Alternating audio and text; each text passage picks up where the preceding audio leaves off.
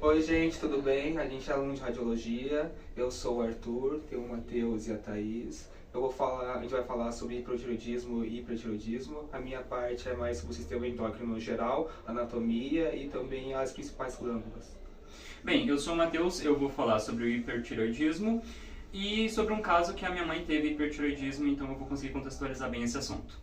Oi, meu nome é Thaís, eu vou falar sobre o hipotireoidismo e também, igual o Matheus, a minha mãe também teve esse mesmo caso, então por isso que a gente decidiu escolher esse tema também.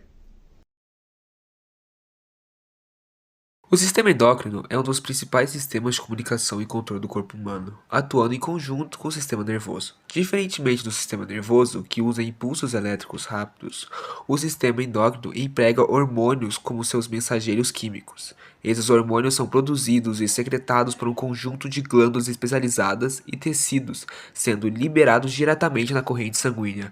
Uma vez na circulação, eles viajam para diferentes partes do corpo, onde encontram suas células-alvos, que possuem receptores específicos para aqueles hormônios, desencadeando uma resposta biológica. O sistema endócrino é vital para manter a homeostase e o equilíbrio interno dinâmico do corpo. Sua importância reside na sua capacidade de regulação do metabolismo energético. Os hormônios controlam a forma como o corpo produz, utiliza e armazena energia a partir dos alimentos, influenciando o peso corporal, os níveis de açúcar no sangue e a taxa metabólica geral. Crescimento e desenvolvimento. Desde a concepção até a idade adulta, os hormônios endócrinos condenam o crescimento de ossos, músculos e órgãos. Resposta ao estresse e emoções. Hormônios como cortisol e adrenalina modulam a resposta do corpo a situações de estresse físico e psicológico, preparando-o para reagir a desafios. Reprodução e função sexual. Ele coordena o ciclo reprodutivo feminino e masculino, a produção de gametas e a manutenção da gravidez. Manutenção de equilíbrios essenciais. Regula os níveis de água, sal, cálcio e outros eletrólitos no corpo, garantindo o funcionamento adequado de células e órgãos. Ciclo biológico. Influencia os ciclos de sono, apetite e humor, contribuindo para o bem-estar geral. A tireoide é uma glândula pequena, mas crucial. Localizada na parte anterior do pescoço, sua posição é logo abaixo da cartilagem tireoide, o pomo de Adão em homens, embora presente em ambos os sexos, e à frente da traqueia, sendo geralmente palpável. O formato lembra uma borboleta ou um escudo, daí o nome do grego tios, para escudo, com dois lobos laterais, direito e esquerdo, que se estendem para cima e para os lados, conectado por uma faixa estreita de tecido chamado istmo, que cruza a frente da traqueia.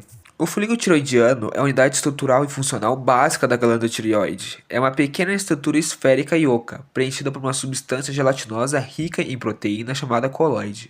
A parede do folículo é formada por uma única camada de células especializadas, denominadas tireócitos, ou células foliculares.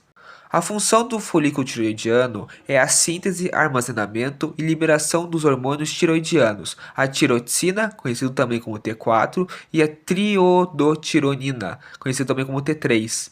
Ele atua como uma mini fábrica hormonal, onde o iodo é captado, processado e incorporado nas moléculas de tiroglobulina, presente no coloide, resultando na formação de T3 e T4, que são cruciais para regular o metabolismo de quase todas as células do corpo humano.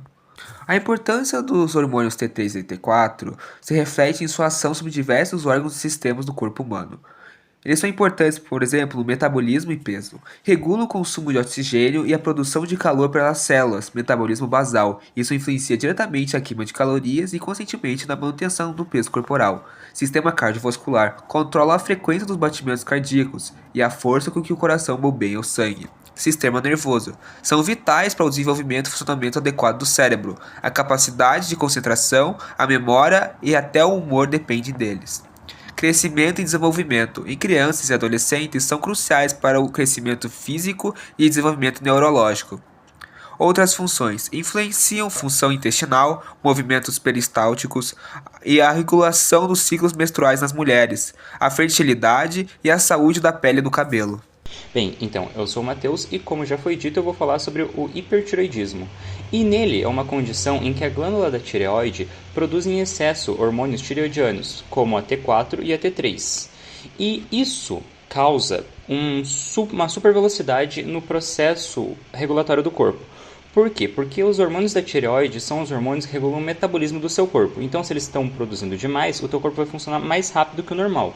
Isso pode agravar em algumas coisas quando não tratado, como complicações graves, como arritmias cardíacas, osteoporose, crise tireotóxica, que é um caso em que você vai produzir tanto que o teu próprio hormônio vai começar a te deixar tóxico, vai ser tóxico para você. E tem algumas emergências médicas caracterizadas por febre alta e aceleração extrema das funções metabólicas, o que pode gerar até uma desnutrição por parte das células do teu corpo, porque elas vão estar funcionando tão rápido que não vai ter tempo de você conseguir se alimentar. E por isso o acompanhamento médico é essencial para garantir o equilíbrio hormonal e a manutenção da qualidade de vida do paciente nesses casos.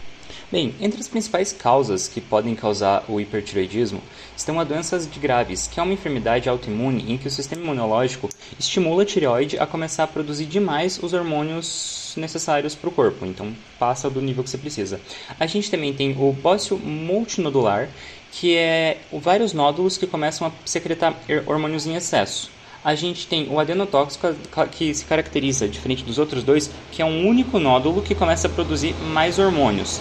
A gente também tem inflamações que liberam temporariamente os hormônios armazenados, ou seja, elas não estão produzindo a mais, elas só estão liberando o que já estava produzido, mas estava armazenado, eles estão liberando tudo de uma vez. E também o consumo excessivo de iodo e uso de alguns medicamentos, como a amidarona, também podem desencadear o quadro, mas isso é só temporário e passa com o tempo. O iodo que eu falo é o iodo presente no sal de cozinha, então se você come muito sal, você pode acabar acarretando em hipertireoidismo. Bem, um pouco sobre o diagnóstico e o tratamento é que o diagnóstico ele pode ser feito com um exame de TSH, que ele é um resultado esperado, mas tem uma especificidade um pouco baixa. E a análise propriamente dita da sua produção de T3 e T4, que daí a especificidade é quase 100%. Também pode ser diagnosticado com ultrassom da tireoide, para ver o formato dela, como ela está, cintilografia e anticorpos antireoidianos, mas aí é só em casos muito graves. E o tratamento, ele depende muito da causa, porque eles têm que entender em quão avançado está o teu caso. Em casos mais leves, eles podem simplesmente indicar medicamentos próprios para antireoide, como o metimazol, que já reduz a produção hormonal tua de uma maneira legal se você estiver produzindo só um pouco a mais. Caso isso seja um pouco mais grave, eles vão usar o iodo radioativo, que vai destruir parte do tecido, não todo ele. E no caso mais grave, eles vão fazer a retirada total da glândula da tireoide, mas isso acarreta daí no hipotireoidismo. Bem, o hipertireoidismo ele pode ser uma doença conhecida como uma doença autolimitada, ou seja, ela melhora sozinho com o tempo. Isso pode acontecer por vários fatos, porque você pode só liberar o que você já estava produzindo normalmente. Então, nesse caso, você vai ter de 2 a 8 semanas que vai ser uma condição onde você vai estar liberando todo o seu hormônio armazenado de uma única vez. Então, você vai ficar com hipertireoidismo temporário. Depois disso, você pode ter de 2 a 6 meses de hipotireoidismo, ou seja, acabou o seu hormônio, você está sem hormônio no depósito, digamos assim, e você vai ficar de 2 a 6 meses com hipotireoidismo temporário. Mas a Thais vai falar disso mais pra frente. E 15 a 20% dos casos de hipertireoidismo temporário podem evoluir, se não tratados, para hipertireoidismo permanente, ou seja, em casos de doença autoimune que você teria que fazer a retirada total da glândula. Nessa situação de hipertireoidismo temporário, tem alguns tratamentos importantes, como observação e acompanhamento de um médico, tanto das suas funções hormonais, quanto dos seus níveis de iodo, de sais no corpo, quanto anti-inflamatórios específicos, como corticoides e, por incrível que pareça, ibuprofeno. Em casos um pouco mais graves, tem a beta-bloqueadores temporários, mas isso é só em casos mais graves e precisa necessariamente do acompanhamento médico para isso. E o prognóstico para depois seria uma redução na quantidade de iodo ingerido e cuidado com os medicamentos futuros para não desenvolver hipertireoidismo de novo. Porque se você desenvolve ele pela uma segunda vez, depois de ter já tido uma primeira vez de um hipertireoidismo temporário, as suas chances de desenvolver a doença autoimune aumentam muito. Oi, meu nome é Thaís e hoje eu vou falar da minha parte do trabalho, que é sobre o hipotireoidismo. Bom, o hipotireoidismo é um estado clínico onde ocorre a deficiência da síntese e secreção de hormônios da tireoide, no caso, o T3 e o T4, como foi falado anteriormente no vídeo. Bom, quando ocorre uma baixa fabricação desses hormônios, ocorre um aumento da secreção do TSH, devido ao mecanismo de feedback negativo que serve para manter o equilíbrio homeostático do corpo, revertendo a direção do estímulo inicial. Bom, devido a essa baixa dos hormônios da tireoide, ocorre também um baixo funcionamento do metabolismo, o que ocasiona nos principais sintomas da doença, que são menstruação irregular, ganho de peso, queda de cabelo, pele seca, depressão e colesterol elevado. Agora, acerca do diagnóstico. As maneiras de se diagnosticar o hipotireoidismo são praticamente as mesmas do hipertireoidismo, podendo ser feita com exame de TSH ou fazendo análise da produção de T3 e T4, ambos feitos com exame de sangue. Agora, trazendo mais para a parte de radiologia, né, que é o curso dos egressos que estão fazendo o trabalho, a doença também pode ser identificada por meio de um ultrassom da tireoide e também por cintilografia. Acerca desses distúrbios, tanto o hiper quanto o hipotireoidismo possuem uma maior incidência em mulheres acima dos 40 anos, mas isso não significa que homens ou pessoas abaixo dessa faixa etária não possam adquirir a doença. Um exemplo disso é que o hipotireoidismo é dividido entre congênito e adquirido. O hipotireoidismo congênito é a causa mais comum de retardo mental passível de prevenção. Ele ocorre durante o desenvolvimento fetal. Nesse caso, ocorre uma alteração na formação ou função da tireoide, e se não tratada, pode ocorrer manifestações clínicas como atraso no desenvolvimento físico, problemas de audição e fala. Já o adquirido ocorre devido a um distúrbio primário da tireoide. Dentre os tipos de hipotireoidismo adquirido, pode-se destacar a tireoidite de Hashimoto, uma doença autoimune que afeta em sua maioria mulheres, cujo causa a destruição da glândula tireoide.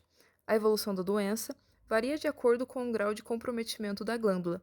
Essa deficiência de produção causa uma série de manifestações clínicas, que são fadiga, letargia, ganho de peso, pele seca e diminuição da frequência cardíaca e respiratória, os sintomas comuns do hipotireoidismo clínico. Um dos tipos da doença que também podemos destacar é o hipotireoidismo temporário, geralmente causado por infecção viral ou bacteriana, mas também pode ser resultado de um caso de hipertireoidismo temporário, como foi dito anteriormente pelo Matheus. Nesse caso, a tireoide não é destruída e o tratamento é feito de maneira simplificada. Bom, como eu tinha dito na introdução, a minha mãe tem o hipotireoidismo, né? Então eu pedi para ela me enviar o exame na qual ela descobriu a doença e vai estar aparecendo aí na tela. Como pode ver, os níveis de TSH estão bem acima do esperado para os parâmetros de referência de uma pessoa adulta, né? E também pode-se observar que o, o valor em ml estava praticamente um acima do esperado do valor de referência, né? O que demonstra que já estava num quadro relativamente avançado até. Agora sobre o tratamento, de maneira geral, o hipotireoidismo é tratado apenas com drogas farmacológicas, em especial a levotiroxina. Contudo, estudos comprovaram que uma constante ingestão de iodo através de dieta pode ajudar significativamente no tratamento dessa disfunção. Esse foi o nosso trabalho como estudante de tecnologia em radiologia. Esperamos que ele tenha ajudado na conscientização acerca do hiper e do hipotireoidismo, mostrando como funciona a doença, exames para diagnóstico e o tratamento. Caso apresente alguns dos sinais citados ao longo do trabalho, favor visitar o endocrinologista e marcar um exame de sangue para a confirmação do diagnóstico. Esperamos que tenha ficado informativo e qualquer dúvida pode ser deixada nos comentários. Muito obrigada pela atenção. Tenha um ótimo dia.